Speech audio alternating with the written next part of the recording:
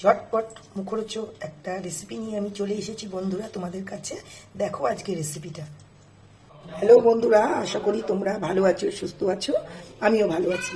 আজকে তোমাদের সাথে একটা স্ন্যাক্সের রেসিপি শেয়ার করব। ভেন্ডি বা ঢেঁড়স যে যেটাই বলো না কেন, আমরা অনেকভাবেই এই দিয়ে রেসিপি করে থাকি। আজকে তোমাদের সাথে আমি এই ভেন্ডি দিয়ে একটা স্ন্যাক্সের রেসিপি শেয়ার করব। সেটা কিভাবে করব, কি কি ইনগ্রিডিয়েন্টস দিচ্ছি, সম্পূর্ণটা শেয়ার করছি।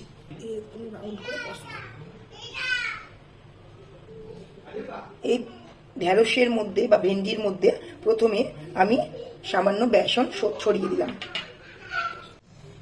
ভেন্ডির মধ্যে আমি বেসন দিয়ে দিয়েছি। এর মধ্যে আমি চালের গুঁড়ো অ্যাড করছি। এর মধ্যে চিলি ফ্লেক্স সেটা দিয়ে দিচ্ছি একটু ঝাল ঝাল হওয়ার জন্য। আর দিচ্ছি এখানে পোস্ত, কালো জিরে, হলুদ আর নুন, সেটা দিয়ে দিলাম। আর দেব চাট মশলা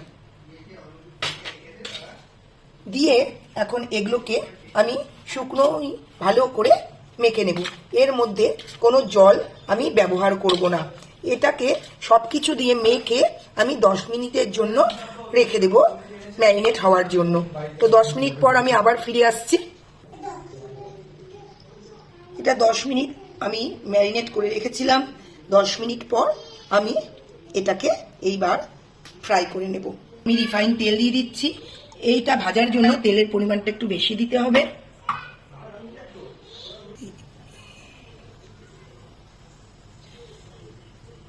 তেল গরম হয়ে গেছে।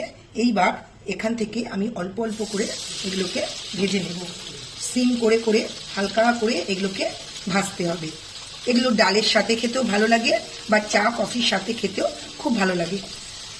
ও আমি যেভাবে রেসিপিটা করলাম, একদিনকে তোমরা এইভাবে রেসিপিটা ট্রাই করবে, করে খাবে। আমরা ভেন্ডি বা ঢেঁড়স অনেকভাবেই নানান রেসিপি করি।